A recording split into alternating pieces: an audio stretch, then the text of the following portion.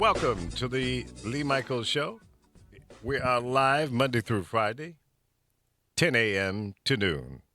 Thank you for tuning in, and don't forget to hit the share button. Share it out to all your friends and family members and the people that you like, and even the ones that you don't like.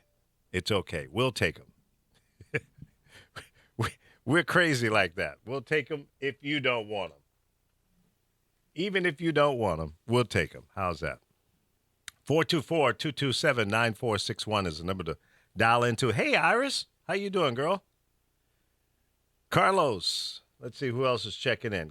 Carol. What? How you're sitting here with me. Well, because today was supposed to be, I thought I was off punishment, and he was going to say my name, Lee, and his hostess. Is it a host or a hostess? Let's start over. Okay, yeah. Welcome to the Lee Michaels and Carol Lemire Show. How's that? Yeah, you can just say the Carol. The Carol. Okay. All right. See, I'm not very formal. So. See, I was punished for a while. You might get a spanking before the day is over. No, he locks me in the studio, guys. He has locked me in the studio. Yeah, well, you loved it. Angel Hill, thank you for checking in. Who else is out there? Iris, all the way from New York City. Thank you, Iris. And it's a good thing you're not down south in Florida or Georgia or South Carolina, because they're getting ready to get beat up down there. What's the weather like in New York? Oh, it's probably nice. Give us an update, Iris, on the weather there. But it's probably very nice up there. But about this time of the year, it's a good time to be in New York. When the weather is beginning to change, and you go outside of New York City, and you see the leaves changing and all. It's beautiful. You go upstate New York, nice. Then I'm ready to get the hell out. When they start talking about frost and below 70 degrees, I'm out. That's right, because my sister said this morning when she walked it was frosty. Yeah? No, see, no. I'm done with the frost. Jack Frost, y'all can have. I've done my tour duty in the cold zone here, zones in America, and I'm done. Didn't you just like the little icicles, though? When I first moved to Chicago or St. Louis, it was cute. It was like a postcard. But it got old quick when you got to go out and go to work in it and driving crazy people out there. And no, I'm done. Stick a fork in me, I'm done. I don't want to do that anymore. I don't want to wear boots, overcoats, gloves, earmuffs, hats. Done. There's my little Sarah Deanne Halstead Brown. What is your damn name? That's not your daughter? That's my daughter. She just came in. Down in Houston. Yep. So, yes, here we are live at the Lee Michaels Show on thepowervoices.com. You can check us out on Facebook Live as people are checking in here right now. What's up, baby girl? YouTube. You can go to YouTube and then search for, right? Search for The Power of Voices, or you can also find me on my personal, I'm sorry, not iTunes, but YouTube. Damn, what? Well, that hurricane's going to strike soon. It just flashed on my phone. It said, get out, category 4 or a 5 will strike soon in Florida. Yeah, well, and it's supposed to are hit these the winds already? Yeah, these are the outer bands that are coming in now, but the eye of the storm won't hit until tonight. Well, if this is already the winds now. Yeah, they're getting outer bands and rain. What's your friend's name? Maybe he can tell us stuff. Andre or the one yesterday. Don Cody. Don, he's in there was 2 of them. Gainesville. He's in Gainesville. That's Central Florida. Why did I think it was Guy? Oh, there's guys in Atlanta. Okay, one was in Atlanta. Yeah. Guys in Atlanta. Barry is here in the L.A. Southern California, not L.A. He's out in the burbs. Yeah, because Rick Scott's like, time is running out. Yeah. The governor was on TV this morning telling people to pack it in. And even the governor up in Georgia and South Carolina are all saying this is the real deal, so don't take it lightly. And take precautions. get your water supplies. And if you live in a trailer, I strongly suggest that'll you lift get that. packing. Yeah. But get you know packing. what kind of bothers me? What's went down in Haiti? Yeah, sad. You're not really seeing it on the news. I mean, do these people not count? Well, you know what? The communication is probably knocked Yeah, out you're right. big time, right now. Oh, we got somebody on the phone. Who do we have? Charles. Well, you sound really excited about that. What if I was about to give you $5,000, and that's all the energy I'm gonna get out of you, Charles? I need 20. That's what I 20,000. figured you would want more too, Yeah. because I would. He's all about the money, It's the all mean about green, The money. This is America. right? How you doing, buddy? Good. How you doing? I'm doing fantastic. I'm just sitting here enjoying the show, man, listening to the diatribe. Yeah, well, you know how we kick it. Yeah, you do. Yeah.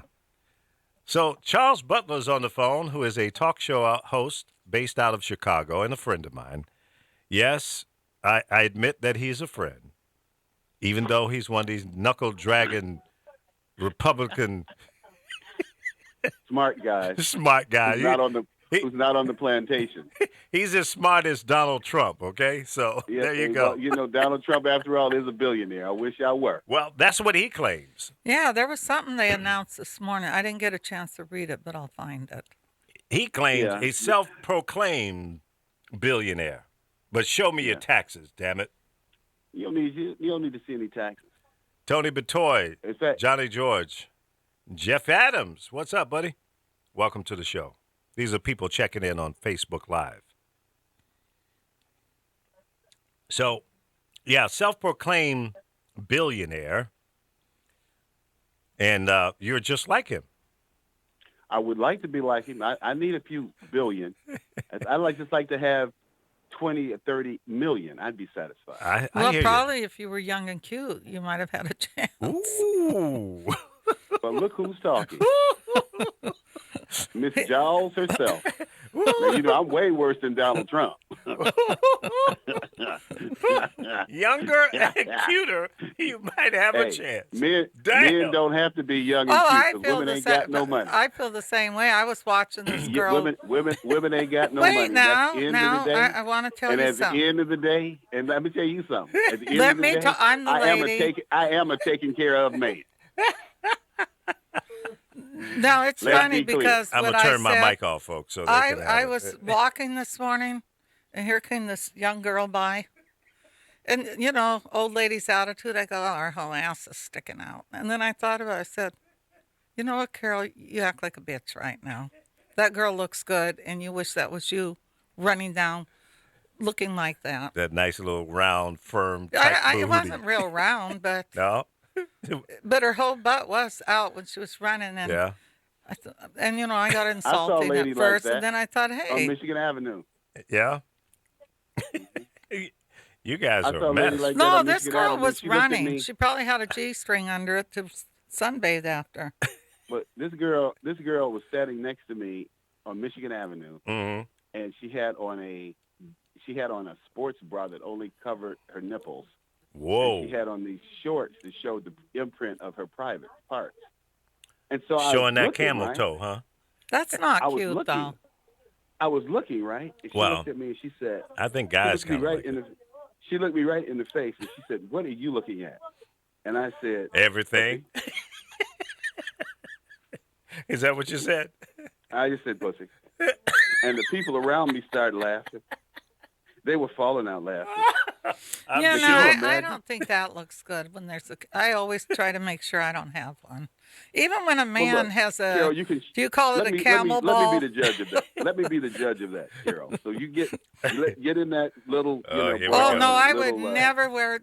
That's the first thing I look for to make sure, because even men get it. I have seen men walking with jeans on, and it's a camel ball. Everything's It's split. disgusting, isn't it? It is. disgusting, isn't It is to Oh, me yeah. because Generally, a guy walking around showing things like that is generally a switch hitter. no, it's funny. I used to have a son-in-law, and He was a switch hitter. no, I want you to hear what he would do. He would go in the bathroom, and I think he played with it. He would come out. Well, I mean, what's wrong and with that? No, you got to listen to what he did. He would come out Oh, and Lord. make sure you could see the whole imprint. And it's like, you think you're going to my pool like that? But my sister's very conservative, and my daughter worked with her once. He came to the picnic. He went into the bathroom and walked out among all those people. Now that's a big Halloween costume to all of them because you could see everything. And it's like, what is the object of that? He would put his little Calvin Klein Well, stretchies he on. wanted to see if he could run through the family. It Oh, nauseated me, to Lord. be honest. He nauseated Well, he me. wanted to. Well, it probably did, but that was your son-in-law. Yeah, even if he wasn't my son-in-law, men that walk around and don't cover stuff, that's a turnoff to me. They're generally switch hitters. I keep telling you that. No, I don't know. I don't know. You might I be do. right. You might be I right. am. I am right. You might be right. How did the show get to this point? Well, What you happened? started talking Charles about- called you in. started- no, Carol, I can't believe you said that. Ah, that's about right. Carol has been I dogging hope me you all get a day. show because I'm going to be calling in. Call me 800-257-5791. I'm going to write it down. I got Jesse the other day because he couldn't 800. figure out. 800-259-5791. Wait, let me ask you a question, Charles. I haven't listened to your show in a while because just the hours, Yeah. it's kind of difficult for me. Yeah, But, no question. Does your show kind of sound like this one? No. You don't get into these type of discussions, huh? I would love to, but we don't. And yesterday, I had J.C. Watts on. Oh, we got okay. into a discussion That must have where been 6 nice and cops- boring. No, we got into the discussion where 6 cops pulled him over. 6 cops And, pulled him over. Yeah, pulled guns on him, yeah. Really? Was this in recently? Oklahoma. Yeah, in Oklahoma. What was the outcome of that? Yeah.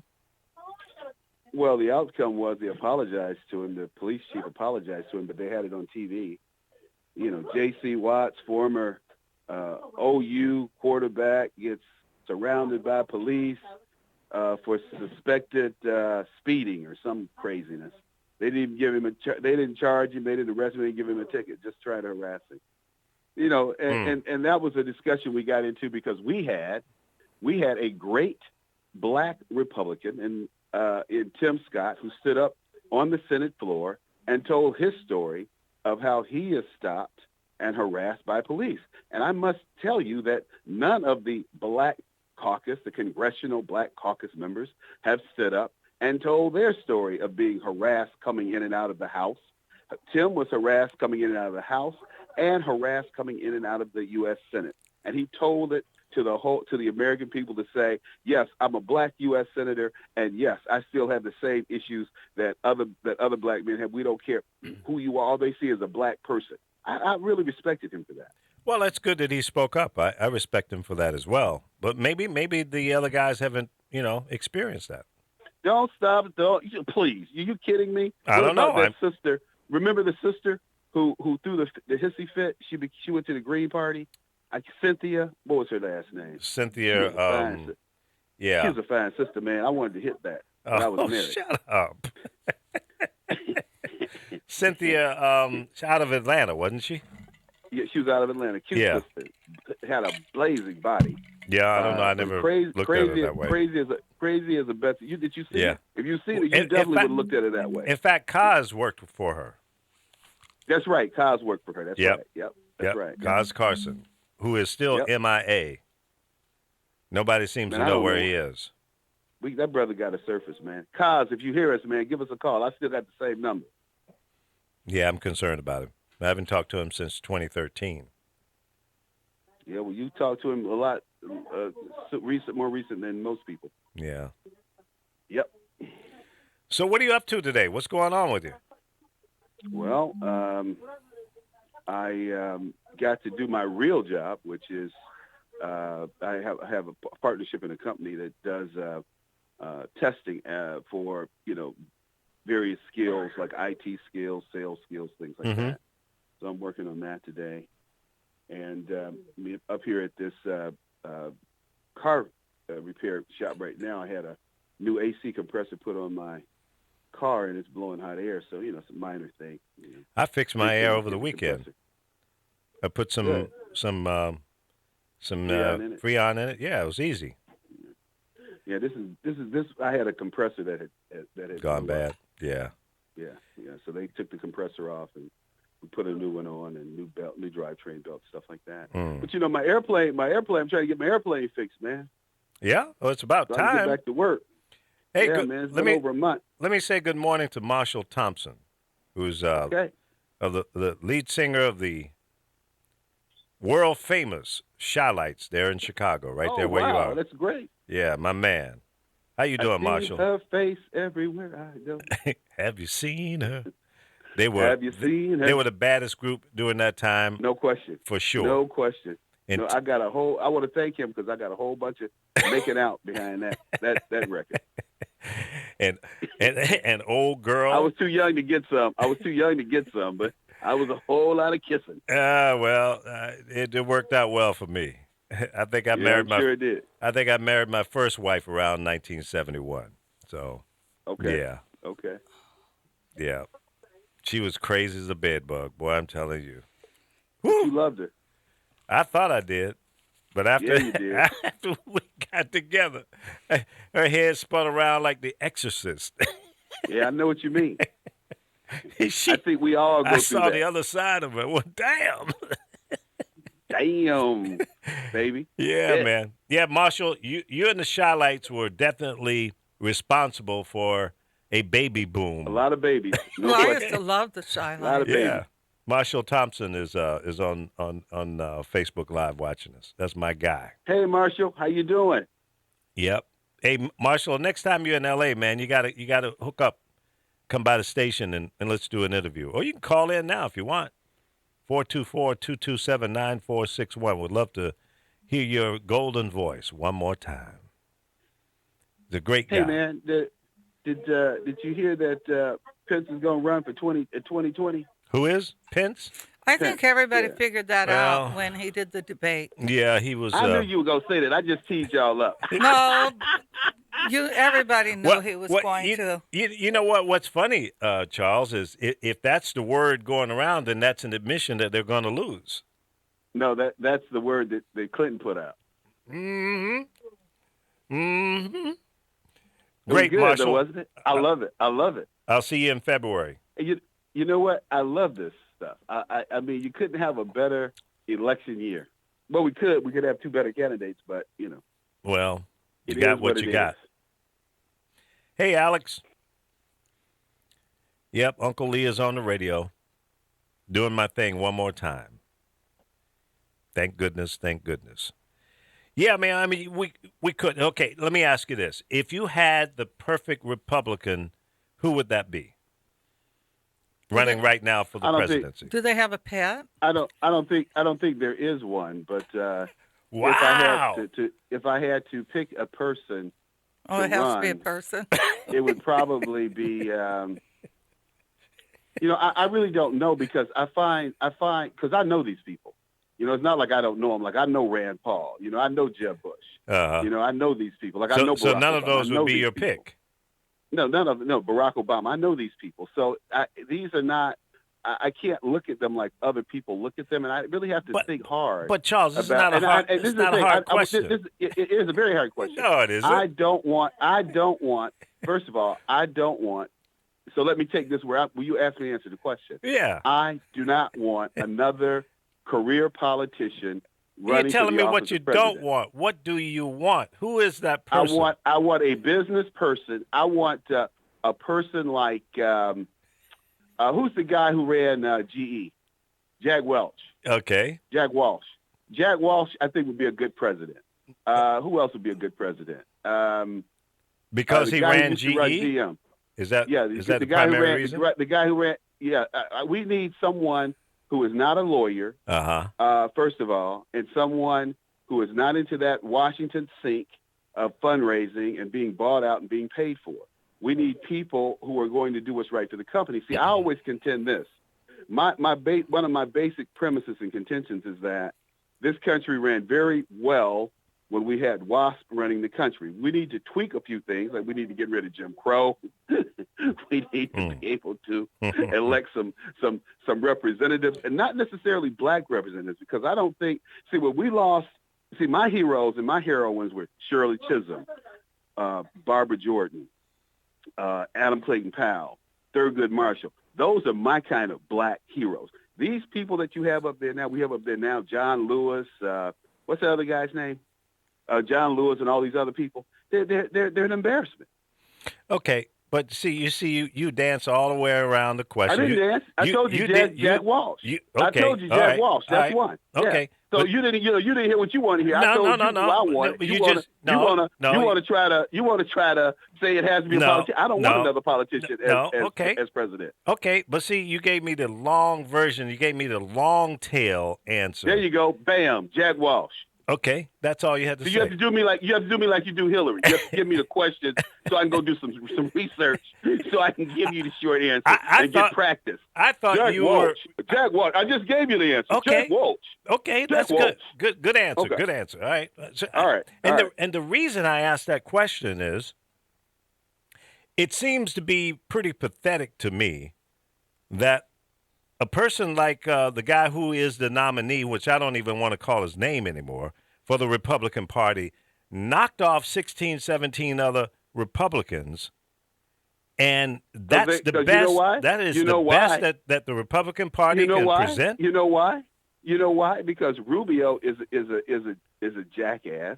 You have what's his name? Cruz. Uh-huh. He's an opportunist. He's an egotist. Well, is that any different than what Trump is? And they yeah, in this regard, in this regard, and only in this regard.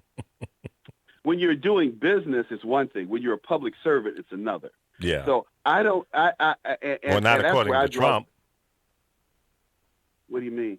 Well, he thinks that his experience that he has in business is all he needs to bring to running the government. That's true. That's true. I mean, you look at people. I think it's apples and oranges. You look at Harry Truman, not a businessman, not a lawyer, did a decent job. You look at Eisenhower, did an excellent job of running the country, and as far as I'm concerned. Yeah, he's former military. Yep. Yeah, and so as I said to you from the get-go, I want a business person running this country. Well, I don't Eisenhower care wasn't a business person. He was former military. No. The bottom line. What do you think the military is? It's a business. Well, it's a business. You have budgets. You have to allocate resources, et cetera. You have to make decisions, et cetera, et cetera. So yeah, there are now a lot of analogies to go there. Just like running a business, you have to make decisions. You have to have a strategy. Isn't it also important the people that you surround yourself with? The advisors, the cabinet members? Not really. Because really? you look at Reagan. You look at Reagan. See, I think Reagan had a history, and he surrounded himself with qualified people, at least from his perspective. No, but he did not listen. I told you I used to have lunch with Milton Friedman a couple of times a year, mm-hmm. and Milton Friedman was very clear that he was an advisor to Reagan and to Bush, and he was very clear. Right. He said, I would advise them. He said, but at the end of the day, Charles, I'm just an economist. I've never run anything. I've never made any payrolls. I've never managed anything. I'm just talking theory. I'm pulling this out of my butt. The guy who created the euro, mm-hmm. the currency that they're using now in the EU, right? His name is John Mundell. He won the Nobel Peace Prize for economics. Okay. He's the father of one of my business partners, and I talk to John, once or twice a year at family gatherings. And he said, he's like, man, I never knew that anybody would take me serious when I wrote, the theory of the euro. And I mean, these guys are, they're just regular dudes. They're like, hey, advisors, they give advice. Well, they have some expertise in something. I would hope that if the president. What the guy said was, I just want to finish this one point. He mm-hmm. just said, they didn't take, like Milton Friedman said, he said, Nixon didn't take all the advice that I gave him. Of course. Some of it he took, he said, but most of it he didn't. That's what he said. Maybe that's why he got impeached. Well, no, he got impeached because he had these hoodlums who were renegade, these thugs. And, people don't realize that G. Gordon Liddy mm-hmm. was the youngest FBI agent to ever become an agent in charge of a field office. Well, people don't realize that. I didn't realize that. But he is hey, Leah, guess which office he had? What? he had Gary at the height of the Black Panther movement. Can you believe that? Right. Well, let me ask you this. He had Gary, Indiana, off the field office at the height of the Black Panther movement, and these guys were running Renegade like I know G. Gordon. G. Gordon's a good friend of mine. You know, his past and what he does, you know, I mean, hey, that's who he is. But the guy, he's the guy that got, and John Mitchell, there's a book that I can send you that John Mitchell wrote. And John Mitchell's just very candid about how he had a wonderful career and reputation before he met Nixon. Well, there you go. Sometimes you have to be selective in terms of what jobs you take. No, it wasn't jobs. He and Nixon were business partners, and anyway, well, same thing. The thing is the thing is though, when you deal with crooks and you deal with renegades, like you know in your business, yeah, it is.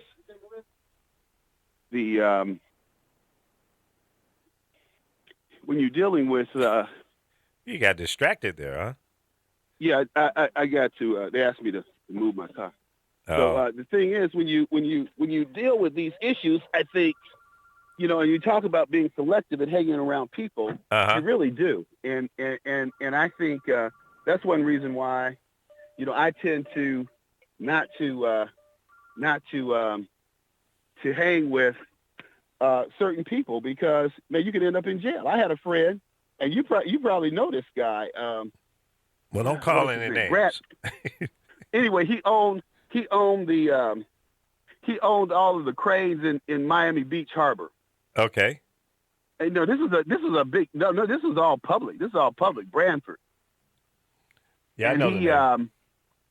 He owned all the cranes in the Miami in Miami Harbor, Miami Beach Harbor. Right, in the port. And in the port, yeah, in the port. And he was talking on the phone to a friend, and the feds started checking him out. Well, depends on who you're talking and to, you know. And listen, and that's how he got. They ruined his investment business, almost drove him out of business. He ended up spending $1 million in legal fees to be found innocent. Well, sometimes you get twisted up there like that just based on a bad phone call. We got another caller joining the conversation here. Welcome to the Lee Michaels Show. Thank you, Lee. This is George again. I called you a couple of weeks ago. How are you, sir? I'm doing great, George. How you been? I'm doing good. I'm trying. I just logged on, so I'm trying to figure out if the caller that you currently have is he a Trump supporter? Yeah, he is. That's Charles Butler out of Chicago, talk show host as well. Hi, Charles. How are you, sir? I'm good. How are you? I'm great. I'm fantastic. I did something ceremonial last week, and I burned my voter registration card. No, why'd you do that? You know, I've come to the conclusion that there is no left or right, there is no white or black, there is no Republican or Democrat. It's just us against them. And until the House of Representatives is like jury duty, we don't have any voice. And I believe whoever's going to be president has already been determined, that this facade that they present to us is just to give us an illusion that we have a choice. And people say, well, if you don't vote, you can't complain. And I think it's the opposite. I think if you do vote, you can't complain because you put them in power. Well, that was your choice, you know, to vote for whoever you're going to vote for. So you're either going to be happy with the results or you're not, but at least you participated in the process. But if you don't participate in the process, George, then you just have to say, oh, well, and accept whatever the outcome is. And not feel like you're a part of it. So that's your. That's my opinion. It's based on my own experience. Yeah, and it's based on George. That's scary. It's an awakening. It's George, that's very scary, and it's very sad. People think we live in a democracy, and we don't. We live in a constitutional republic. The only true democracy is Switzerland, and people have this illusion that we have some power. And I would welcome anybody to go back and watch the first few seasons of All in the Family, and they're arguing about the exact same things we're arguing about today, which tells me that in 46 years we haven't accomplished anything. Well, George, I'm not as disappointed as it sounds like you are. I think we have accomplished a lot. but we still have a long way to go. I agree with you 100% that we are not where we should be. But I think we have to keep pushing. We have to keep pushing the envelope and striving for more and better. Lee, I'd just like to add this. We may not be a perfect union. We may not be a perfect country. But I can say this. I haven't seen anything as close to being fair or representative as the government that we have today. And, George, I'm right there with you in terms of emotion and a lot of other things. I'm not going to burn my registration or my voter registration. But I would say that I understand your frustration. I do. Yeah, until we have about 5 parties and just a regular person can afford to run for an office, I mean, just the cost it takes to even go sign up to register. I mean, it's full of lawyers and criminals, and until there are term limits. Now, do you think that's what hurt Bernie Sanders, is because he didn't have the money? I think the DNC rigged it. We've seen that. I think the DNC rigged it for Hillary. And I think Hillary Clinton will be the next president. It's already been chosen. All this other stuff is just a bunch of horse and pony show to make us think it's. I tell people, when there's a big story in the news, when it's a riot in Charlotte or it's a man shot in wherever, turn off CNN, turn on C-SPAN, because it's a distraction. When they had a great example of that is whenever they had the big bomb that blew up, they called it the Boston Massacre, when the pressure cooker exploded in Boston. Right. While we were being distracted with that story, the Monsanto Protection Act was passed through the House and the Senate. That is true. And so nobody knew about that. Nobody knew that if you get sick because of some genetically modified organism that Monsanto is creating, they're exempt from any lawsuits. You can't sue them. Exactly. But we were being distracted by a pressure cooker. Well, don't you think they distract us with a lot of stuff like, and I'm speaking in the entertainment world, because I was even guilty of not playing into it when Kim Kardashian supposedly got robbed. All of a sudden, all the younger people were more into that than even paying attention, including me. Have you seen about the internet being handed over to a corporation? Yes. Yeah. While we were worrying about Kim's jewelry, that was happening. Oh, I think she fixed that. I don't think her jewelry got stolen. Yeah, I think it's another. I've been on the road with too many famous people and wealthy, and they would never not have bodyguards sitting outside their door. And why weren't there surveillance cameras? Yeah, what do you need $10 million worth of jewelry on the road for? Number one, you would put it in the safe of the hotel. In the safe. That's what I said. You put in the safe. Yeah. So, but see how that dominated the press. And the week before, the press was dominating it with Angelina Jolie and Brad, because you have different type people. You have people that listen to all the politics, and you have people that listen to the entertainers, what's going on. And it does dominate, because every time it does, something gets passed and nobody's paying attention. Now, I have another news flash. LeBron James is supporting Hillary Clinton because of his children. Is that what he said? I didn't hear it was because of his children, but I did hear, saw the breaking news a couple of days ago that he was supporting her. Yeah, I'll tell you that in 2008 I voted in both primaries because I was registered unaffiliated, and I was a Ron Paul supporter in the primary. I voted for Barack Obama in the general election, and I'm going to be honest, I voted for Barack Obama because I wanted to see a black president, and it's just as simple as that. No other reason, huh? Hey, I think he was an articulate, educated brother, and he was Kennedy-esque in a way, and he had a vibe going, and I cried on inauguration night. I cried just like Jesse Jackson, not for the same reasons. I think he was crying because he knew he wasn't going to get a cabinet position. But you know what? I think he did. I don't think he was crying for that reason, George. Obama but funny. Has done a great job, but they don't let him do anything. Anything he does, they go against him. He wanted to neuter Obama on mic, I think. yeah. And that was a well, hold on, wait a minute, horrible guys. exposure there. See, the thing is, none of you know anything about Obama. Jesse knows Obama. I know Obama. No, I know him fairly well. And we all know that he ain't about nothing. He ain't never did nothing. I know his political godfather. What do you know about Larry Sinclair? Was that true? Yes, that is very, very true. And he died. Donald Young. Wait a minute. I got a better one for you. Donald Young. Google Obama, Donald Young. Yeah, I know. I've Googled all that. Why didn't the media cover that? That's all true. Why didn't the media cover that? Why didn't the media cover his mother coming on TV and saying Barack needs to find out who killed my son? He and my son were very close, and he used to come over my house all the time, and now he won't find out who killed my son, and she went back into hiding. We haven't heard from her since. Well, I don't know. And in 2012, well, I do. My daughter was 17, about to be 18, and she was disappointed that she couldn't vote.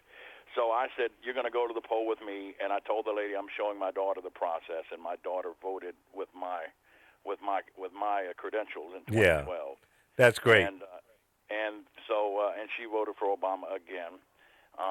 The second time around, yeah. Right, 2012. Yeah. By 2012, I was disappointed, and I just.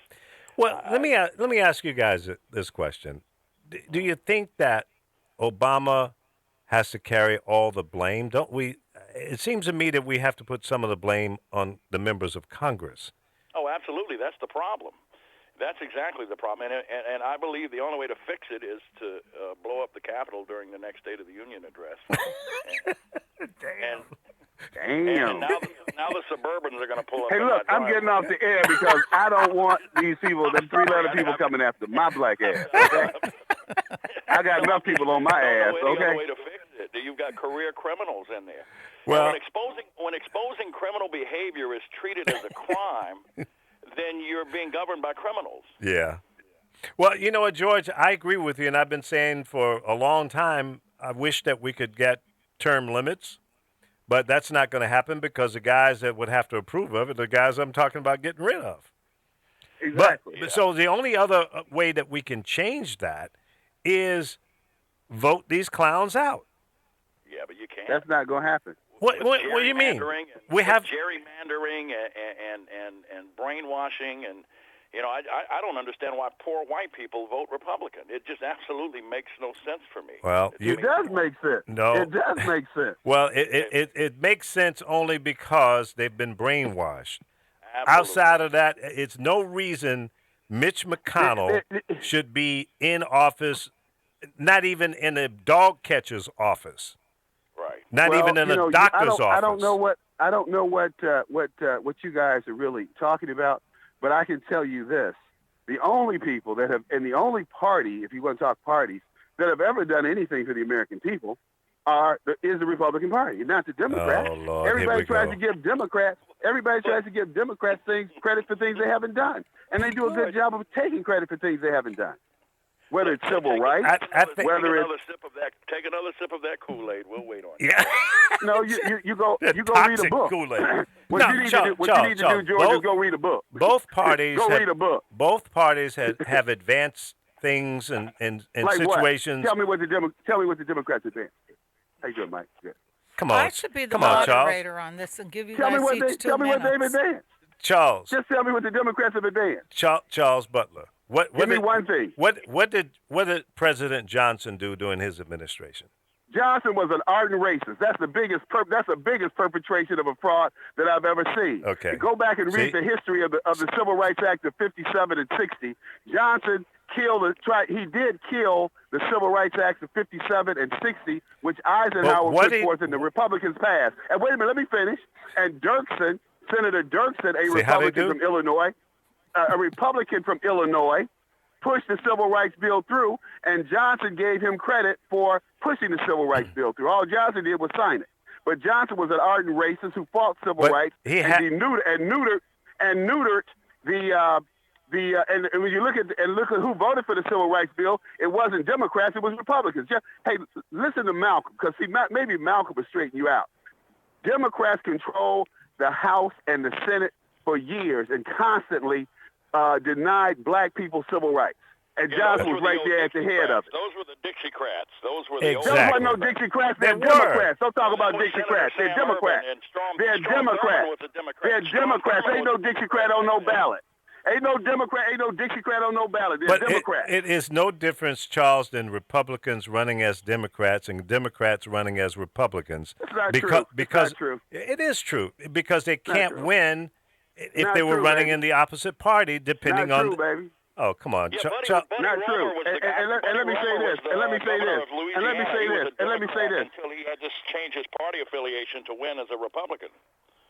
That's right. Well, the same thing happened here with the first black congressman from Illinois. Do you think that you have a lock on that? The first black Republican from Illinois was a Republican. His name was I can't come up with his name right now, but I can look it up. It's not DePriest. It was it's not DePriest. I can't come up with the name. DePriest was the second one, but this guy was the first one. They named the nursing home after. I can't come up with it. Charles. What if I told you that the left wing and the right wing belong to the same bird? I would believe that. I would believe that. When the lights I go call them down, all. and the lights I go call them all down, incumbents. I call them all incumbents. And when the lights go down and the cameras are off, they all meet at Bohemian That's Grove, right. get naked, and party. Well, you know what? See, you talking about something on a different level. See, you read some book or you seen some article. I knew people who were at the Bohemian Gardens cutting up the defense budget and cutting up the national budget. That's the difference between me and you. Charles. Okay. Charles. Right. I ain't read about it. I know people who were in who were in the Bohemian Grove. I would submit to you Grove. that both parties have made significant contributions to the advancement of humans. Not even. Okay. Not even. Well, we can Not agree even. to disagree Give because me an example. Give me an example. I just tried killed to- you on civil rights. I killed you on civil rights. No, What you no. got? That the fact of the matter I is, killed you on civil rights. What you got? who signed the damn bill? That's the president always signs the bill. Who pushed it through Congress? There is no so- bill without but Congress. He could There have. is no bill without Congress. He could have vetoed it, and he When didn't. he was a senator. Well, that's beside the point. When he was ain't no damn beside the point. When He he was signed a senator, it- he signed it into law. He took all the enforcement clauses out of the civil rights bill, and the reason that we have to keep dealing with this civil rights bullshit is because Johnson didn't want to enforce civil rights. Okay, and but he didn't want the Justice signed Department to the go after civil bill. rights. He had the option to sign it or not, and the fact of the matter is, Well, he he certainly did. wasn't going to be there. And then what did he say? He said, Okay. we'll have these niggas voting for us for the next 200 years. Well, maybe That's on tape. maybe That's on tape. He said, we'll have these niggas voting for us for the next 200 years. And that's what y'all doing. well, okay. Voting for these damn Republicans. Then you know what? Damn Democrats. And let me say this, Charles. Yep. And the reason I cannot support the Republican Party is because I don't feel welcome. Your You don't party, feel welcome in the Democratic Party. your party has not rolled out the red carpet. They have not Ain't given gonna me a roll it out for reason you. to even look Ain't at gonna them. roll it out for you. Well, then fuck them. I don't need You're them. going to take what you want. You're going to take what you want. That's you keep getting duped by them Democrats. They're saying to me, Keep getting screw duped- you, keep getting and I'm duped by saying the back to Democrats. them, screw you. Well, you know, and so you're getting screwed by the Democrats. So No, give me your but vote. that's and your my money. choice. I'll take who I want to screw me, but the Republican parties can't do it because they don't give a damn about people that look like you or me. Please, that's not true. That's If not that true. were true- Reagan and Bush had Here we four go. blacks And working. and Reagan how Bush long had more ago was blacks that? Working in their parties. No, That was over 8 30 years ago. Barack Obama didn't even have a black person in his party. Didn't have a black American in his cabinet. And you know what? Barack Obama didn't have a black American in his first cabinet. It's always That's interesting. what they think of you. It's always Barack interesting. Obama didn't have a black American. Charles, deal with this. Charles, Barack wait a minute. Obama No, didn't have a no. black American It- in his cabinet. It's always interesting. Barack Obama didn't Let me turn him down because he will try to overtalk you the way most Republican talk show hosts do. I didn't know James David Manning had a church in Chicago. Well, you just heard the pastor of it right now. Yeah, he's the new satellite pastor for James David Manning. But Charles, see, it's interesting that Republicans will tend to go back over 30 years ago and bring up dead man. I'm talking about last year. No, I'm talking about 8 years ago. No, listen, I'm talking about 8 years but ago. what I'm saying The is, first secretary- when you the get first black punched in the secretary- jaw, no, see, I got to cut him off again. When you get punched in the jaw, and then you're going to go back 30 years ago and bring up Reagan. Reagan is over with. If we're going to sit here and talk about what Reagan did or didn't do, then shame on us because that was 30 plus years ago. You're telling me Reagan that had more debt than all the presidents of him afterwards combined. exactly. So Why do we want to sit here and go backwards? And that's the other problem I have with the Republican Party, because they want to go backwards. We need to keep advancing and moving forward.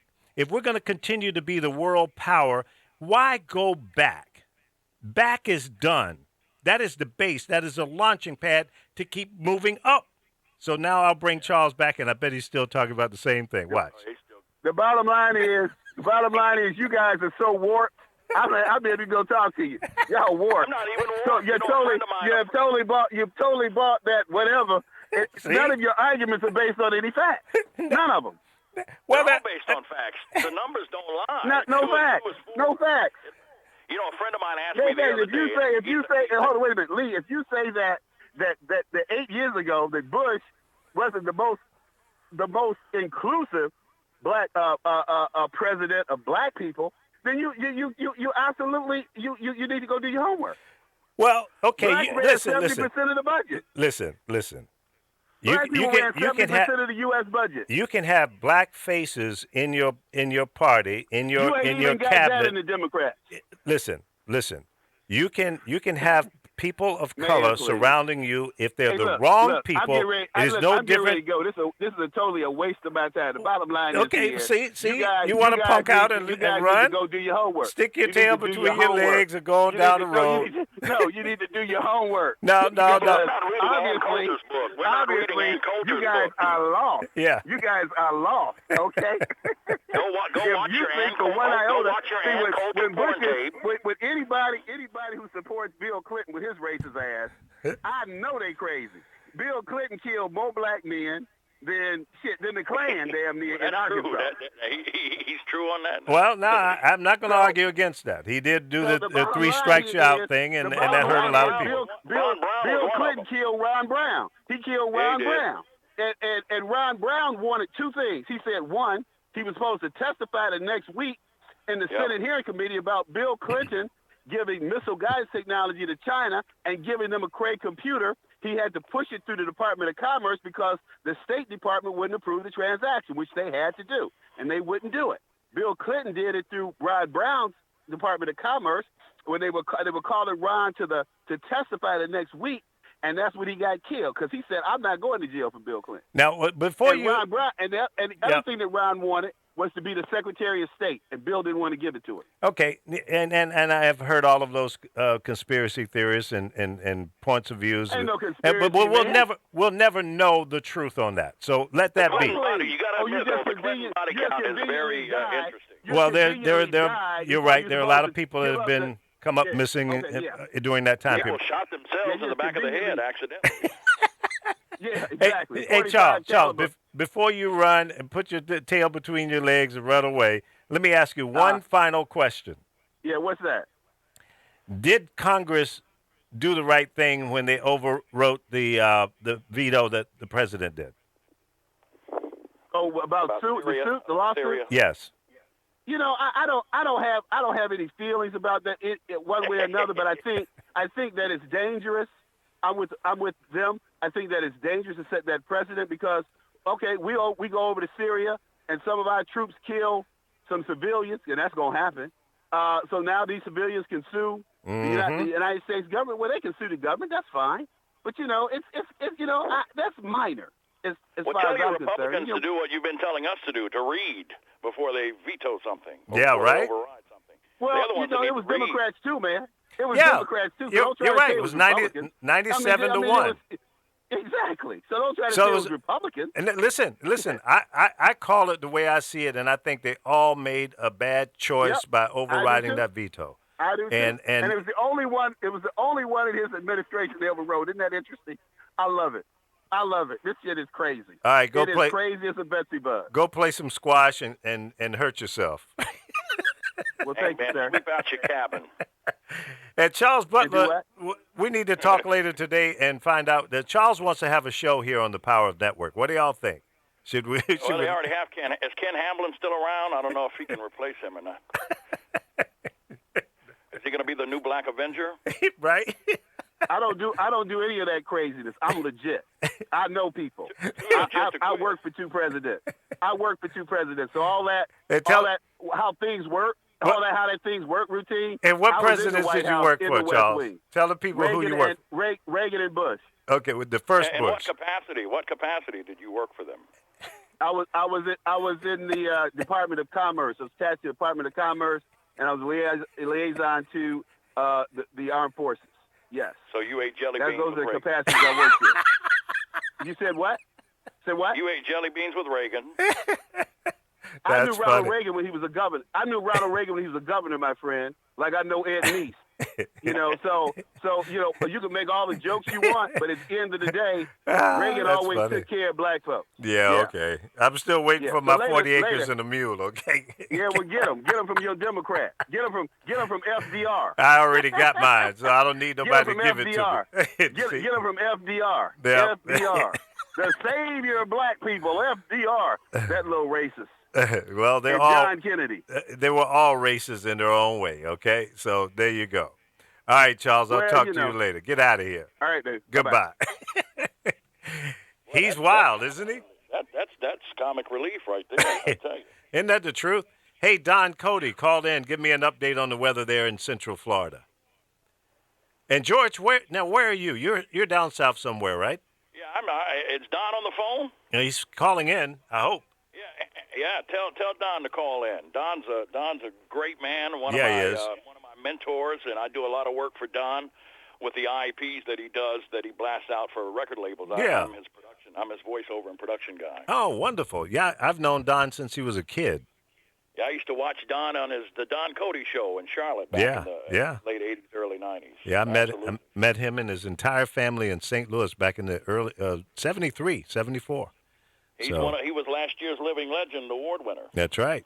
Absolutely. He's a great guy. Don Cody, call in 424-227-9461. Let's get an update on Matthew. The governor's. I Go ahead. was talking to a friend of mine. He works in radio in the Charlotte market. I'm in Charlotte, and he asked me. He said, "Apollo, that's my industry name." He said, "Apollo, if you had to vote for Hillary or Trump, which one would you vote for?" I said, "I'm not going to vote for either one." And he said, "But you have to." I was like, "Okay, if you could get raped in your ass or your throat, which one would you choose?" So that's the only metaphor I could come up with that would parallel to those two choices. And he answered, he said, "Well, that's easy, my ass." I'm like, "Well, first of all, you answered that way too quickly." Are you speaking from experience, young man? Yeah, no. And I said, I would just take the bullet to the Damn. back of the head. Yeah. I would take the Jim Jones route. Just hit me from the behind. I'm not gonna. But Wow. I just really think it's all. I think at the end of the day, and in my life, I've seen the Republicans come in and put everything on a credit card. The Democrats come in and tax to pay off the credit card. Then the Republicans come in and put everything on a credit card. It's been a ping-pong match of Republicans come in and bill everything. The Democrats come in and clean up the debt. The Republicans come back in and bill it up. It's just been, and I think it's by design. And really what we need to be upset about is the financial slavery that we live in. The Rothschilds own every central bank in the world except Syria, North Korea, and Iran. Yeah. 10 years ago, it was Afghanistan and Iraq, and our children died to give them those. And now there are 3 left, and I guarantee your listeners, if they will remember this, that I guarantee you that within 20 years we will have given them those 3. Well, And it is a lot of truth to what you're talking about, and there's a lot of impact and control from the big guys, the so-called Illuminati. The guys. It's the Bilderberg Group, the Council on Foreign Relations. Yep. People think the Federal Reserve has something to do with the government. The Federal Reserve has as much to do with the government as Federal Express has to do with the government. Exactly. Nothing. And people, money's only cotton paper with dead white men on it, and it's only worth what white men tell us it's worth. And I'll tell you, it's funny because people don't understand what you just said. A lot of people don't. And every chance I get, I try to educate people to the fact that the Federal Reserve is an independent private entity that controls our money. And we have nothing to do with it. Yes, the president appoints the chairman, but after that, the chairman can turn around and say, "Mr. President, kiss my ass, I'm in control." And it's nothing the president can do. He can beg and plead and meet with him and try to encourage him to see it from his perspective. But what he has the power to do is to do whatever they think is best for themselves. That's right. They can raise the interest rates when they want to. They can charge the fees that they want to. The whole thing with Wells Fargo. That to me, that the president, the chairman guy that spoke before Congress, as far as I'm concerned, he should have been arrested right there on the floor because he's a criminal. And then he fires 5,200 people like they made the decision to put that policy in place. Are you kidding me? How because insulting! Lee, if I go out and get a credit card in Lee Michaels' name, I'm going to jail. You're damn right. And they did it to thousands of people. Yeah, exactly. And who's in jail? They blamed it on 5,200 clerks. The clerks don't come up with policy for banks like that. Are you kidding me? Right. That decision was made much higher, probably at the board level. So everybody on the board should be fired. The bonuses should be taken away, the pensions and everything else, because as far as I'm concerned, they're criminals. You know, and I hope Trump does win because I'm going to quit paying my taxes and say if it's good for the goose, it's good for the gander. George, do you smoke cigarettes? I do. Well, not a lot. Tell me the brand because I'll be bringing you cigarettes in jail. Because I don't even think they let you smoke in jail anymore. Well, see, now you really messed up. But I don't really smoke. I'm like an Andy Griffith smoker. I have one in the evening after dinner, or when I get on the phone with a guy like you just had on the phone a while ago. Yeah, they'll drive you to smoking. As my grandmother, hey, I heard you curse. And I thought of my grandmother. When I make her curse, I say, Granny, you just curse. She said, you enough to make a preacher curse. That's right. That's right. And it changed my religion. You know, but more, and I'll let you go after this, but more about the Federal Reserve. People don't realize that actual physical paper and coin money only account for 3% of the money that's in circulation. Yeah. Banks loan money that they don't even have. There's nothing to back it up. Yeah. You know, it's just numbers on a machine, on a computer. That's true. And it's crazy. It's a house of cards. And unfortunately, we're going to crumble like the Roman Empire did. I hope I'm not here to see it. But it's inevitable. Well, yeah, it's kind of looking that way. It's pretty grim looking. I'm not going to give up hope. I'm going to keep pushing people to do the right thing. I think that everyone who is going to vote, they need to look at the people on the ballot, choose based on the choices that are in front of you, the person who's going to represent you, based on what you know, that's going to represent you the best. The policies that they're talking about, I mean, that's all we got to go on. Now, see, here's where we fall short. When they come up for re-election, we need to look at their report card, look at how they voted. Did they do the things that they promised they were going to do? And if they didn't, vote their asses out. Bring in a new person. We can't put term limits on it because they're not going to vote for that. The members of Congress are not going to give their own death sentence. So we have to do it through our vote. So if you put a person in there and after their first term, if they don't live up to what they said they were going to do, get rid of them. Bring in somebody else. And I bet you after that happens 3 or 4 times all over the country, we'll wake these people up and people will understand it. I'm not guaranteed to keep this job forever. I'm not going to end up being a career politician unless I work on behalf of the people. And that, my friend, is the only way that we can bring about change. That's a beautiful fairy tale, but it just isn't set up that way, unfortunately. And you know, it's like, if somebody does come out and make sense, if somebody like Ron Paul or Dennis Kucinich, I love Dennis Kucinich. When people that do make sense start to get a little bit of media, they write them off as an eccentric little weirdo, and the media won't give them. Gary Johnson's not getting any coverage at all. They wouldn't even let him debate because he didn't perform well in their poll. Yeah, the media's poll. Yeah, you know, I mean, they but play see, Bernie like. There's a reason why Gary Johnson doesn't poll well. Is because he's a little weird. And he's not well rehearsed. He's not coverage either. They don't even give him the mic. Well, because in my opinion, Apollo, he really doesn't deserve a mic because he's not well informed. He's not polished.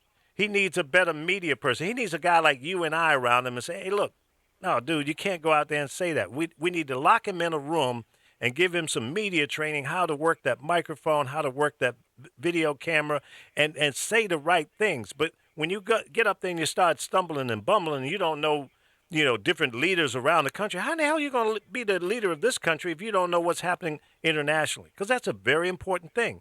So these guys are a little weak, and they get the sympathy vote, or the I don't like these other two guys, so I'm going to vote for you. But they don't have the substance. They're not well polished. And more importantly, if by chance, which is a far, far hard shot to make happen, if he became president, he's still going to go in and face a Republican and Democratic controlled Congress, and they're going to show him the pink part of their butts just like they showed Obama. They probably would treat him worse because he's not going to be able to go in there and convince these clowns to do anything right. Because they're going to look at him and go, no, we're not even going to show up for work today. How's that, Mr. President? We need a five-party system. We don't need two parties. We're one nation divided as hell with all the liberty and justice you can afford, and that's the way it is. Yeah, it looks that way, but I'm going to keep being forever optimistic. Yeah, and I got to keep fighting, man. Well, God bless you. I'm off the team. Well, we're going to get you back in because you're a good player. Well, you're a good dude, too, man. I respect you from your radio accomplishments, and you're a legend. Thank you. It's a pleasure to hear your voice. I love this dialogue, and I'll keep checking in, man, from time to time. Well, thank you, George. Appreciate it. And you keep your chin up, okay? You too, brother. All right. Take care. Take care. God bless. Yep.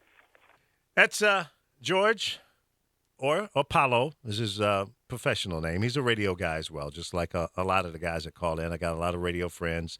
Anthony, what's going on, man? You okay down there in Florida? Call in if you can.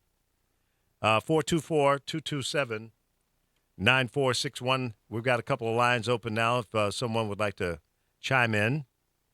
It's kind of open discussion, whatever you want to talk about today. 424-227-9461. Thank you to all of our friends on Facebook Live. Anthony is down there in Florida. Yeah, they're talking about that Cat 4. If you got everything boarded up there, I was talking to Andre yesterday and this morning, and he was out there putting his shutters up. And I said, well, what about your boat, man, and your trailer? Did you pull your equipment in? And he said, well, I don't know. I'm gonna take the air out of the tires of the boat and fill it up with water and hope for the best. And I'm going to Cat 4, that little boat full of water don't mean a thing, Chicken Wing. They're just going to pick that up and put it in your living room. But I hope it all turns out well for everyone there in Florida and the Carolinas and Georgia and all of that. I hope that thing turns out to the ocean and just go out there and rock the water. So let's pray for that. 424-227-9461. What's up, Lord? How you doing, buddy? Long time no talk to. Teddy Austin checked in. Jay DeLay. And, of course, Marshall Thompson from the Shy-Lights tuned in earlier there. Thank you so much for being a part of the show. I'm going to take a quick break and come back, and we'll talk some more about what's going on and maybe chime in on Hurricane Matthew and make sure that we're informing people in the region, southeast part of the United States, that will be affected by that. But, with these type of storms, not only is the area where the storm hits affected, but airline transportation, ground transportation is also affected. Commerce is affected. So it affects all of us. So let's stay tuned to what's really going on there in South Florida.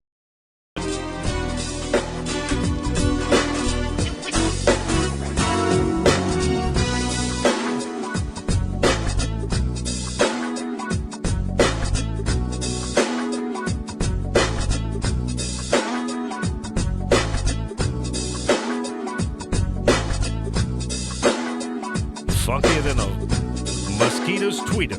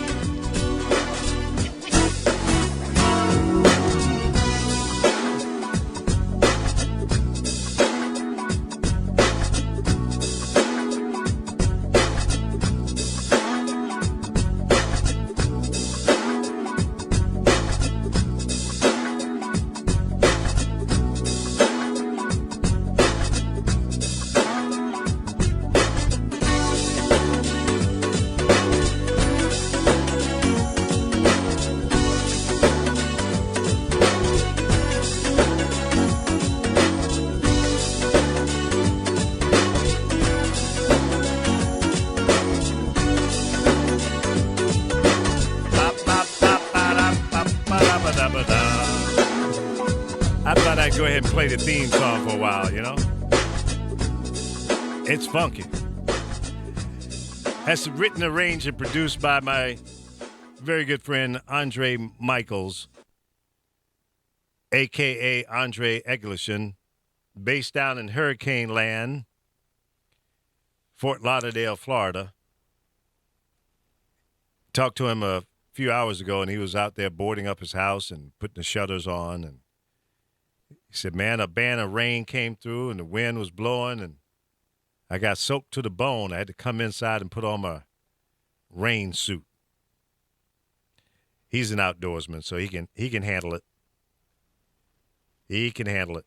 But please, guys, be safe down there in Florida and Georgia and South Carolina, North Carolina, because that storm looks like it's going to be one hell of a storm. One of the biggest storms that may hit landfall in many, many years in that area along the East Coast. Now, there is one model that they're looking at that may, in fact, this thing, as it hits landfall, it may bounce off, go out to the ocean, and possibly gain more power and spin back and come back down towards Florida again, doing a hula hoop on them. A boomerang. It's a small chance, but it's a chance that could happen. And see, what's wild about that is once it bounces off the landmass and go back out and spin around and come back, it's going to hit the Gulf Stream out there again and come back in. It could come back in as a Cat 4 again. So that's kind of crazy. Roshan Vance, the ugliest mother in radio. What's up, buddy? What's up? How you doing? That was his phrase. I'm not trying to be hard against him, but that was what he used to say on the radio. Roshan, call in 424-227-9461. Always welcome. You're listening to The Lee Michaels Show. We're live on Facebook, YouTube, and on our website, thepowerofvoices.com. Every day, 10 a.m. Pacific time. That's noon Midwest, 1 p.m. on the East Coast, Monday through Friday. So tune in, hit the share button, let all of your friends know about the broadcast. And if you would like to have a show, we have a few slots open. You can have your very own show just like I'm doing right here. From wherever you are. You don't have to be here in L.A. You can be in Jablippi, Mississippi, Mobile, Alabama, New York City, Chicago, Atlanta. It doesn't matter. We can hook you up. The technology is available that we can do this. But anyway, if you'd like to have a show, you can go to our website and go to the Contact Us page or what is it? Let me pull it up here. I'll tell you exactly the button to push on.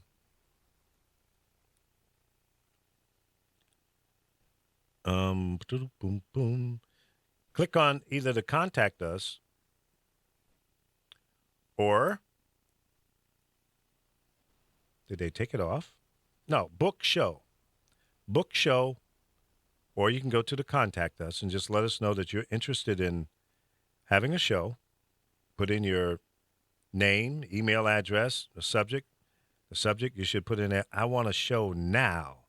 And then you can type in a little message, a little bit about what kind of show you want to have or whatever. And hit the send button, and it'll come into the operation here, and someone will get back in touch with you and make arrangements to make it happen. So you can have your very own show right here on the same network, thepowerofvoices.com. 424-227-9461 is the studio line that you can call into, and we can put you on the air. So don't hesitate if you'd like to tune in, be a part of the show. Coming up, what is it, this Sunday? The next presidential debate. It's going to be in a town hall format, which means people in the audience can ask questions. And I'm wondering who will fare better in this format. Will it be Donald Trump or will it be Hillary Clinton? I think Hillary will probably do quite well because she, has the ability to deal with people on a one-on-one basis. I've seen her do this in the past. And I think Trump will probably be Trump. He's gonna do what he do. He's gonna ad lib, he's gonna get off message and do his thing because I'm sure he feels that this is the horse I rode to get here. I'm gonna stay on this horse and ride him through the rest of the rodeo. Now that might be the right strategy. Or maybe not. It is a little different when you're in the primary than the general election. Sometimes the same strategy doesn't work. Now, he's very unorthodox. He's very different than any candidate that I've ever seen in my lifetime. Maybe there was some guys like him back in the day when all men wore wigs and little funny pants and, boy, was that a weird style or what? I mean, it was probably popping back in the day, but I'm glad I wasn't around then. Woo. Ooh. Some butt ugly clothes. A lot of them had the beards and, yes. I had a mustache once upon a time, and I did have a little beard, but you know what? I didn't like it. I didn't like it at all. It's a pain in the butt. You got to shave and keep it trimmed, and it itches if you cut it down. So had to go. I think I shaved my mustache off around 90, 91, 92. And I remember Sarah, my daughter, when she saw me for the first time without my mustache, she started crying. She said, "What happened? Who are you? You're not my dad. Oh, no. You don't look right, Dad. What? Why did you do that?" She was broke up by it. She didn't like it. I did entertain the thought of putting it back on. She kind of hurt my feelings, but I had to let it go. I couldn't. I was tired of it. The mustache had to go. So she got used to it. But my little Sarah, she was upset when Daddy cut off his mustache. Any of you other guys ever experienced anything like that? And people just look at you like, "Damn, you don't look the same. You've got a lip." That was funny. The things that we do in life, that you don't plan it. You don't know what the outcome is going to be, but you do it. So like one day I might come in here and all my hair might be off. Shave it all off. Who knows? A lot of guys have done that. Both of my sons shaved their heads. My oldest boy's been doing it, 20 plus years, maybe more. My youngest son, who's 27, I guess he's been doing it for a few years. We got a nice hair, nice shaped head and everything. He got a little blonde spot in the back of his head. A little patch of hair, and it's blonde. It's kind of weird. But he shaves all of his hair off now. And I don't know. Some people do that. Some people don't. I remember my old friend told me, he says, "Hey, man, you're going to be in California, in L.A., Hollywood," he said. "You're going to have to dye your hair." I said, "No, I can't do that, man. No, I'm not doing it." He said, "Well, you got to do it, man. That's the way it works here in Hollywood."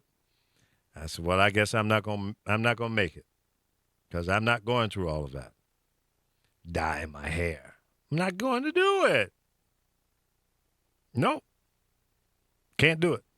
He said, "Man, well, you're not gonna make it in Hollywood." I said, "Well, put an X on me. X me out. I ain't gonna do it. Nope. Don't want to do it. I just don't see the purpose. Accept me the way I am or not at all." And I'm not trying to be a Hollywood star or anything like that either. Maybe that's necessary if you want to get a movie role or something like that. And maybe I might do it for a role, but not for my personal life. If someone said, "I'm going to give you $1 million for this role, you got to cut off all your hair," I would do that. as soon as that role is over, the hair is coming back. And if I had to get a facelift or tummy tuck or something like that, I wouldn't do it. It's not that important to me. Maybe for $20 million I might, but not $1 million. Not for $50,000. And some of these producers and directors and film owners, they don't pay a lot of money. But when I hear a lot of the minority actors and actresses don't make a lot of money. Some of them get a little bit of money up front and a little bit of money on the back end. But the movie makes, $100 million. That's not right. And especially if the movie didn't cost $10 million to make it. That's a $90 million, marginal profit is incredible on those things when it happened that way. Now, certainly some of them go bust and don't work. So you can't expect to make a lot of money if you're getting paid on the back end. But that's the way it works in some cases. So my prayers go out to all of our fellow Americans down in the Southeast, especially in the Florida area right now. Sometime later tonight, Hurricane Matthew is going to be marching in and hit landfall there. And we hope that it'll bounce off the landmass and go back out to the ocean. But based on the predictions so far, it doesn't look like it's going to do that. It looks as if it's going to hug the eastern seaboard and march its way up at least through North Carolina, South Carolina. Who knows what's going to happen after that? It's a little early to make those predictions. So they'll have to make some additional predictions probably in the next 24, 48 hours. Then we'll have a better idea where it's going to go from there. But as I mentioned a few moments ago, that there is one model that's showing that it could bounce off of the land and go out in the ocean and spin around and come back, making a hula hoop, or not a hula hoop, a boomerang. Now, a boomerang, you throw it out there and it comes back to you. That's a bad boy. I saw a guy lose a finger playing with a boomerang. He came back and he tried to grab it, and it was coming in so hard, it hit his little finger and broke it. And they had to end up having to take part of it off because it was so much bone damage from the boomerang. Could put that sucker back together even with Gorilla Glue. Where do they come up with these names? Super glue, Gorilla Glue, stuff like that. You ever thought about how things are named? Who came up with the name water? The water that we have in the ocean, the water that we drink, that take baths and showers. Who came up with water? Why wasn't it called shirt? I mean, why? Why is it water? Why is air air? No, I have not been smoking. But you ever think about those kind of things? Why are things the way they are? Why is your name Roshan? Roshan?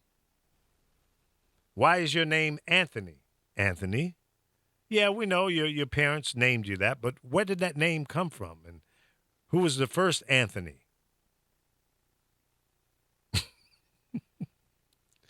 When I was a kid, I used to sit around and think about things like that. Is that weird or just a wild imagination? Why do you call your mama mama? Why wasn't she Boots? You know? I mean, why is Robert Bennett, why is his name Robert Bennett? Who came up with that? Why wasn't his name Afro Jockey Strap? Robert, I'm on the air. You can't. You have to call in, and I can talk to you there. But I'm doing this. I'm doing this weird thing right now, asking why are things by the names that there are. Like, why is water water? Who came up with calling water water? Why wasn't it gym shoes?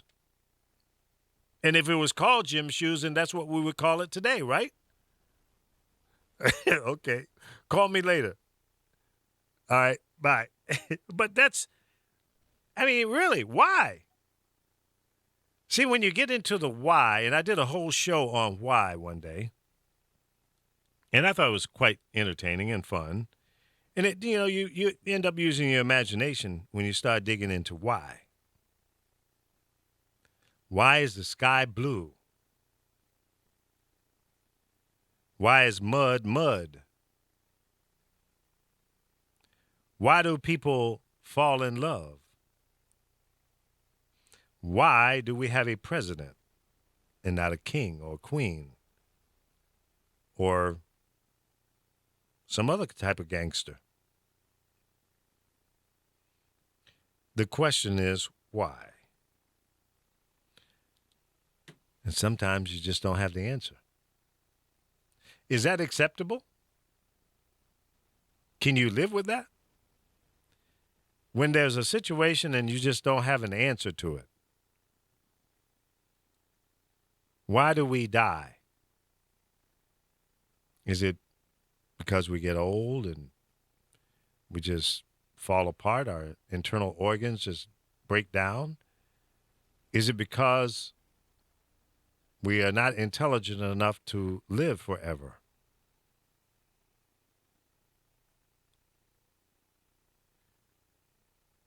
Why? 3 letters, very powerful, powerful thing. You put a question mark behind it, it opens up a deep discussion. It really can. Without the influence of alcohol and marijuana or any kind of narcotic even, but if you really get deep into why, you can have a very interesting and long conversation with people who can engage in the same mindset. 424-227-9461 is our call-in number. Apollo, I appreciate, I'm just reading your message here, your text message. I appreciate that, and I might take you up on the offer because we need some imaging. That would be fun. And thank you again for calling in, man. That was a great conversation and very engaging, especially with my friend Charles Butler. When you asked the question, what was your job when he worked for those 2 presidents, I started to say, well, what is his last name?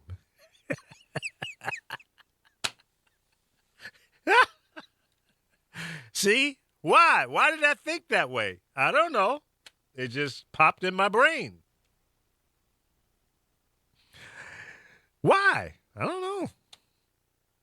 Just one of those things. Why do you get thirsty?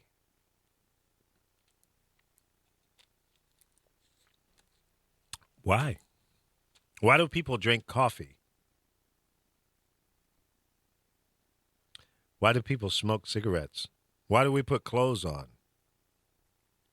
Why do we go to school to get educated and come out with a $200,000 student loan bill and expecting to get a job to pay that, I call it school mortgage, and then thinking that you're going to come out and get a great job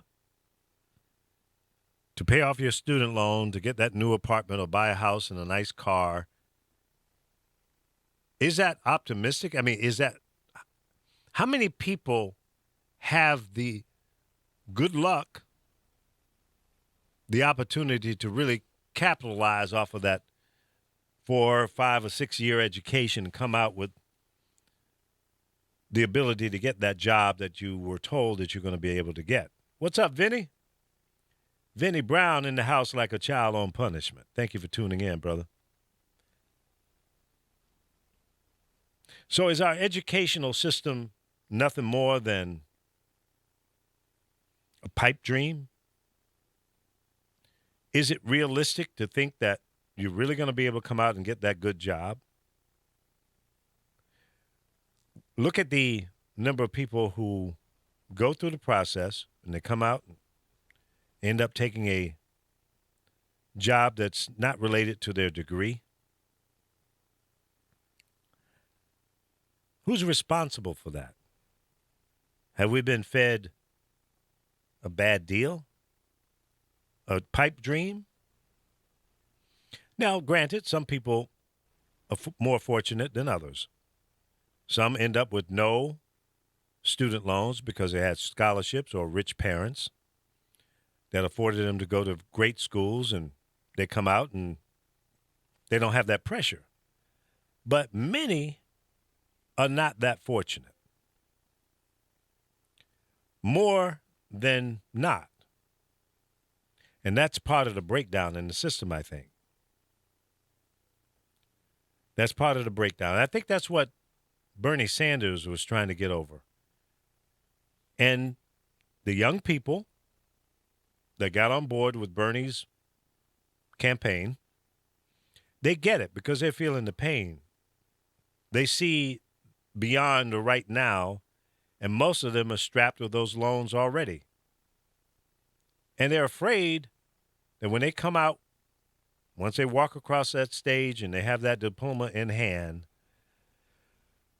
and they go, oh, shit, I'm scared to death. I'm feeling really good now because I made an accomplishment, but what is it going to mean for me for real? Am I going to be able to get that job and make $100,000 a year? Or am I going to have to take the $25,000 a year job, and I might get stuck in that for 3 or 4 or 5 years, and maybe forever? It just depends on everything else that I have no control over. And I've had this discussion with a lot of people, and the general response is, well, you got to work hard and you got to, do better than your best and all. But everybody's trying to do that. And it is unrealistic to think that everybody is cut out to be the same. It's just not humanly possible. I think some people can excel beyond their wildest dreams. And some people will never realize their dreams for a variety of reasons. Things that they have no control over. It could be illnesses. It could be family issues. It could just be they don't have the ability. So the people that don't have the ability to excel to the levels that they hope for or that they would like to, realize, should they be penalized or should they be given special education, given more time, more hands-on to help them break through or help them find their niche? Everybody has a niche. My friend Vinny Brown, I don't know if he's still there or not, but he tuned in. Roshan Vance, a couple of my radio buddies, they've been doing this radio thing for a long time. I'm sure they have run across people who wanted to do radio, and they may have given them a shot, and they didn't live up to your expectations. So when that has happened in my world,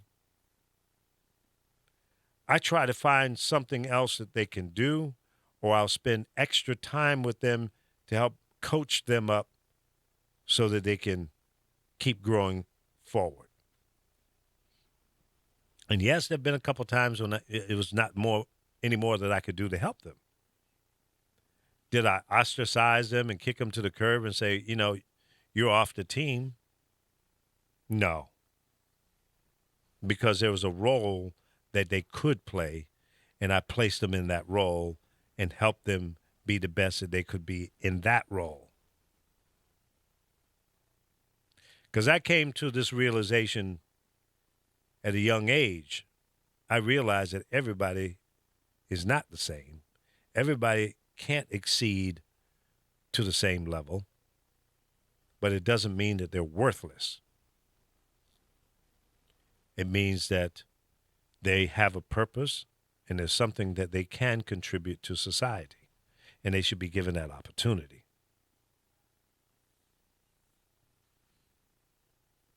No, I'm not running for president. Wouldn't want that job for nothing in the world, because I think it's an inflated title, and we're led to believe that these people are magical, and they're not. It can't be, because the system doesn't allow for that. It's just like whatever your job is now. If you're a manager of a store, you're running a library, you're the program director of the radio station, and I feel sorry for you if you're in that position right now, because it's not what it used to be.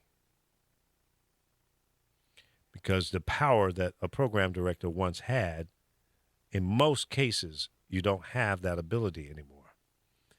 You're in a role to ensure that what the vice president of programming at the corporate level feels you should do, and then you must implement that.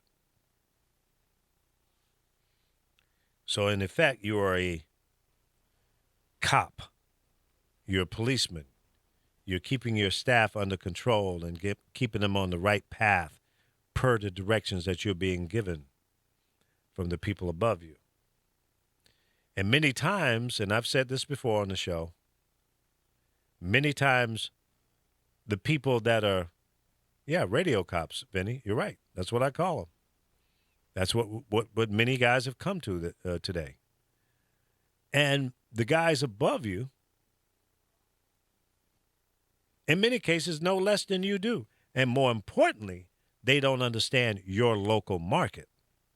Even if they come there 2 or 3 or 4 times a year, they're not going to have the grasp of the differences between New York, L.A., San Francisco, Miami, Chicago, Houston, Dallas, Atlanta, Baltimore, Washington, Cincinnati, Kansas City, and I could go on and on and on. There are regional differences. Vinny Brown is tuned into us. Vinny worked in New York. Vinny worked out here in L.A. and may have worked in some other markets as well. And I would guarantee you, Vinny would say there's a significant difference between New York and L.A. in terms of programming a radio station. And there are many people that have had success in other parts of the country and come to L.A. and crash and burn, or vice versa. Go from L.A. to New York. Bust out. So if you don't have your finger on the pulse of where you are and the expectations of those listeners that listen to that radio station, then you're going to miss the target. And there's a huge difference between Atlanta, Georgia, and a city up north. Different lifestyles, different expectations, different lingo, different presentations.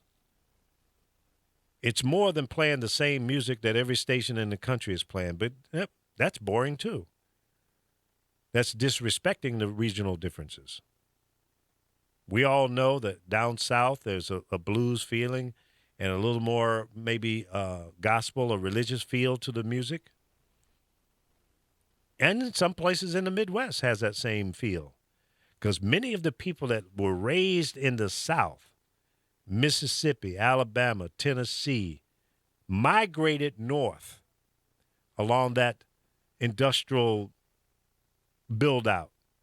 The whole Ford industry, the automotive industry up in Detroit. A lot of the people in Detroit are from the South. Generations. So the lifestyle came with them. People in North Carolina ended up in Philadelphia, Washington, D.C., Many of the friends that I went to school with in Norfolk, Virginia, live in D.C., Philadelphia, New Jersey. That was the movement to go north. So those lifestyles travel with, but there is a base lifestyle in each of those cities. Those are the major differences. And too many times those things are ignored. And you could do the same, take the same analogy in other businesses as well. And that is ignored today. And it's unfortunate because when that happens, you miss the target. You miss the uniquenesses of each city, radio station, et cetera, et cetera. And it's a shame because it has destroyed the broadcast industry as we know it. Now, listen, I'm not sitting around being a sourpuss. I'm just speaking based on my experience and working all over the country. And this is what I've been taught. I've been exposed to it. And there's some guys, man, that have been so lucky. You know, there are guys that have been in one city for 20, 30, 40, 50 years, never worked anywhere else. And that's fine. But you can't go in there and tell them they don't know what the hell they're doing if they've been there that long. Butterball, great guy. Had an opportunity to work with him in Philadelphia. I consulted the station there. And the first thing I did was I knew Butter before I worked with the station. But one of the first things I did when I got there, I said, Butter, let's go hang out in the streets. Take me to all the joints. Show me the places. Let me meet the people that you've been talking to for the last 30 years. So we got in Butter's car, and he took me to 7 or 8 different places. From the chili steak, not chili steak, the Philly cheese steak thing, the sandwich shops. We went to a couple of those. Went to a couple of nightclubs, a couple of Italian restaurants, a couple of soul food restaurants, and I talked to the people that live in Philadelphia. He had a club he was spending old school oldies on Sunday nights. We went to that place, and I hung out, and I talked to the people, and I said, okay, I'm beginning to feel the Philadelphia vibe. Same thing when I went to New York City. I got the club jocks to take me around. So, okay, let me see what New York is all about. Take me to the joints where the people hang out. I want to feel Brooklyn. I want to feel Manhattan. I want to feel, the whole 5-borough area. So take me everywhere. Take me to the record stores back in those days. Let me see what people are really buying. Let me see what they're asking for that the shop may or may not have. I want to go to the record pool. So you got to do your ground level research. And I think it's the same today. I don't think it's any different. If you don't know the landscape of the market you're trying to program to, then shame on you. If you last long enough, you might have some success. And yeah, you can do your call-out research and perceptual studies, market studies, all that. And yeah, you're going to get a lot of intelligence there. Do some focus groups. You'll get another level of understanding there. But that one-on-one conversation with a guy working behind the counter at the little local store or McDonald's or wherever, you're going to pick up something else. You're going to pick up that other vibe. The real vibe of that marketplace. And that diversity, the different vibes that you'll get throughout a place like New York. There's some variances in it, big time. There's a Brooklyn vibe. There's a Harlem vibe, Queens vibe, Staten Island, etc. and then you go across the river and go over to New Jersey, you got another thing going on. The heavy Italian influence. So you got to do your market, your ground level research. Find out what's really going on the ground. And you could take that same thought and look at it from a military perspective. You're going to go into battle, and you don't know the landscape. You don't know where the people live and what they fear or not fear. The strengths and weaknesses of that country or city or state that you're going in to do war in. Same thing. It's called intelligence. Before you start a war, you better know. You better have a landscape, a map. You better know where the people are, where the real enemy is versus the civilians. So it's the same thing. So whatever business that you're in, the same strategic mindset has to be applied. You got to do your research before you make your final decisions, before you apply your strategy. Because if you don't, you're going to have a failed strategy, chances are. You might get lucky. Sometimes pulling it from the hip, you can have some success. I had my greatest success when information. I relied heavily on that and stay in tune with the people.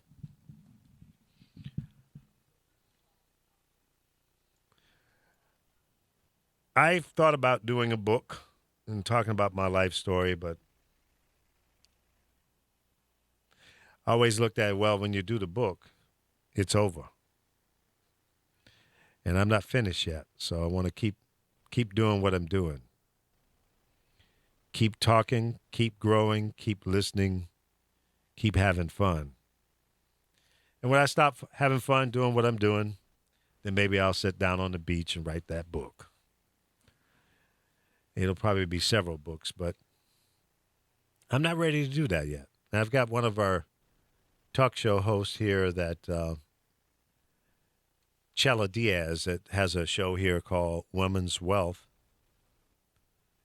And it's a great show, by the way. You guys need to check that one out. And she's constantly telling me, Lee, you need to go ahead and start writing your book. Well, I've started several times, and I've got it all in a digital format. But I haven't finished it. And I guess I got a little fear in finishing it because after 26 marriages and 26 failures on that, I don't want another failure because if I put a book out and y'all don't buy it, I'll be crushed. So there you go. That's the real reason, okay? Still got some fears. If you lose that fear of failure, then I guess it's all over. So I don't want to end that chapter yet. If you're new to the show, it is called The Lee Michaels Show. It is live Monday through Friday, 10 a.m. Pacific time until noon. And my co-host, sidekick, kick in the side, is here in the building somewhere, but she just packed up and walked out and probably working the phone or Facebook or something. I don't know. She's MIA, missing in action. Hey, Carol, where are you? Oh, you had a big problem that happened. Okay. You were gone so long, I turned your mic off. I said, well, I guess she's just divorced the show. You okay? You good? It's a good warning for people. If you have somebody that's really good with your business, don't get rid of them. Don't go to a big place where you're just going to be a little peanut inside a big basket because they are not going to watch your money. They're just going to pay people. They're not going to go out and fight for you. But a small place with maybe just a few people. Well, somebody that cares about your well-being. They have to care about you. They will fight for you. Yeah. They will make sure you pay somebody in cash. You're going to get their Social Security number. everything you do, you're going. So this is Gotta be accountable. an experience sometimes for people. So I had to step out to try to solve something. All right. Carol on the case. Taking care of business. Where's Charles and everybody? Charles got pissed off because we were hitting him upside the head. He couldn't take the pain any longer. He was having migraine headaches. So he ran off. And George Apollo, I guess he had to go do some production and what have you, so he left. And who else did we have today? Well, they were having a great debate. So I didn't hot. really think you'd miss me.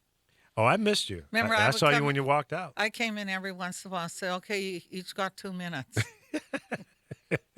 I was trying to be the moderator. Yeah, right? Just jump in there and throw them out. Sometimes you have to do that when they get buck wild. But, yeah, we missed you. But I'm glad you got things straightened out. And I think I understand exactly what you're talking about. Yeah, people don't realize I'm extremely smart with business. I Yeah. might joke and play around, but You know how to I take care of probably business. use layman's term in everything I do, but sometimes that's the easiest way people understand. Oh, absolutely. Totally. And many times people make things more complicated than they need to be. And that's how they roll, but sometimes it's just not the best way to do it. Yeah.